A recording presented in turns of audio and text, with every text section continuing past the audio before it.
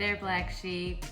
In this episode, I'm going to show you how I figured out Fruit of the Loom and cracked the code on the Cornucopia conflict. Let's clear some things up. But first, can y'all share this or tag this guy in the comments? I'm pretty sure he's going to want to hear this one. Now, I have experience in the printing industry in working with trademark laws and usage rights. The trademark laws allow for tasteful mockeries of logos to be made by independent contractors.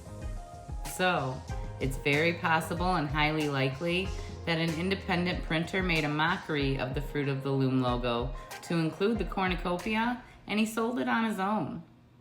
There is no Mandela effect. People are not remembering things wrong.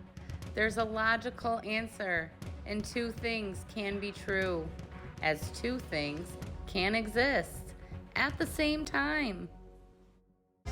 Now, if you want to know more about the cornucopia, its energetic signature, and how its symbolism has transformed throughout history, don't scroll. Let's dive a little deeper.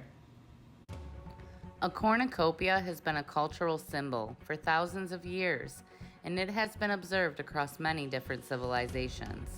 Chronologically, if we go by the earliest possible dates of each civilization, it was first depicted in ancient Egyptian artwork, carried by goddess Isis. This ancient statue of goddess Isis is holding a cornucopia and on display at the Israel Museum in Jerusalem. During this time period, the cornucopia was thought to represent the manifestation power of a divine union, like that of Isis and Osiris. Isis was goddess of magic and wisdom, while Osiris was the god of life and death.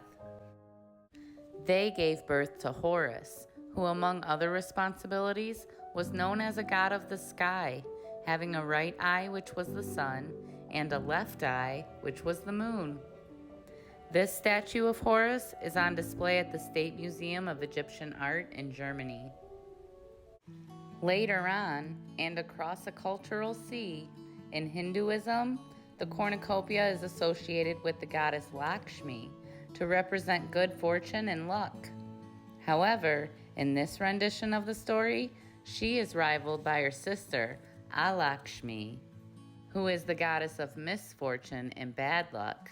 In many interpretations, the two sisters have been connected to opposite phases of the moon, Lakshmi with the full moon and Alakshmi with the new moon, reaffirming the existence of duality and exhibiting attributes of shadowing, or in another word, twilight.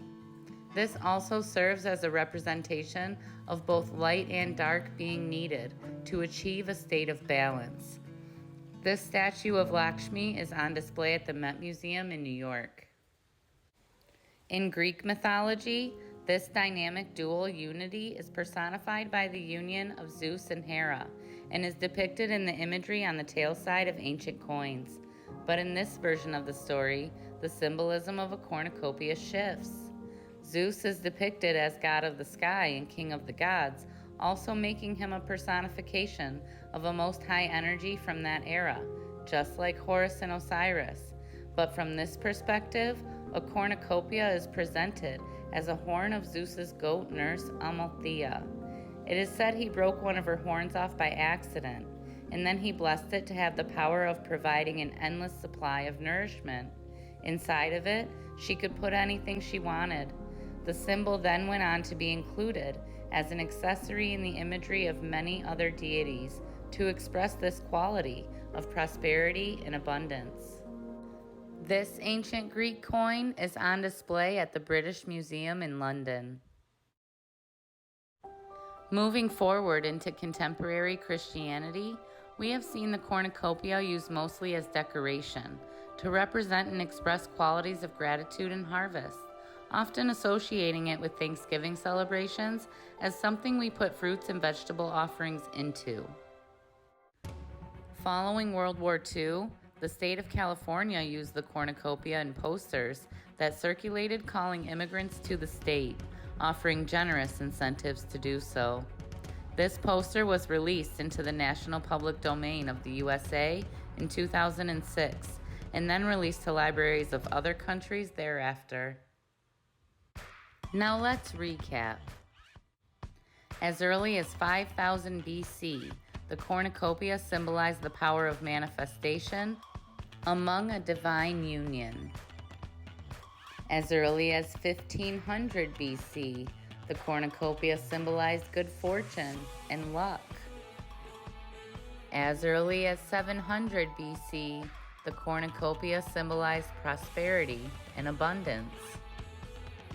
As early as 4 BC, the cornucopia symbolized harvest and expressed gratitude. As early as 1945, the cornucopia was used to symbolize opportunity and offerings.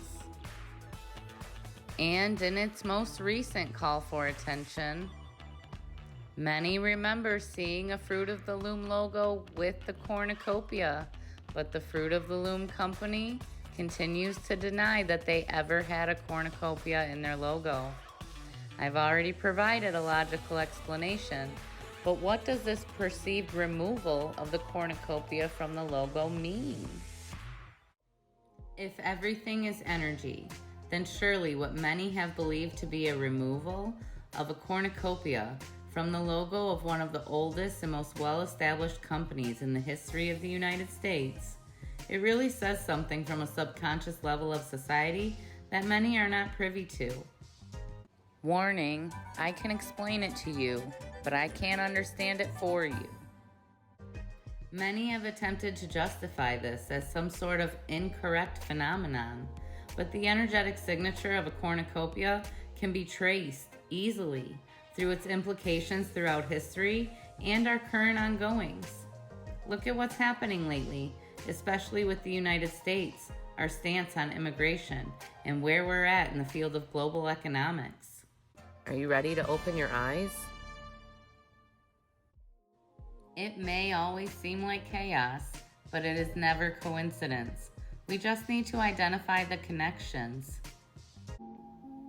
George Bernard Shaw said, "If you find something funny, search it for a hidden truth." Oscar Wilde said, "If you want to tell people the truth, make them laugh. Otherwise, they'll kill you." Keeping those thoughts in mind, I'll leave you with these memes from artist Ainsley Drew at Lousy Drawings for Good People on Instagram.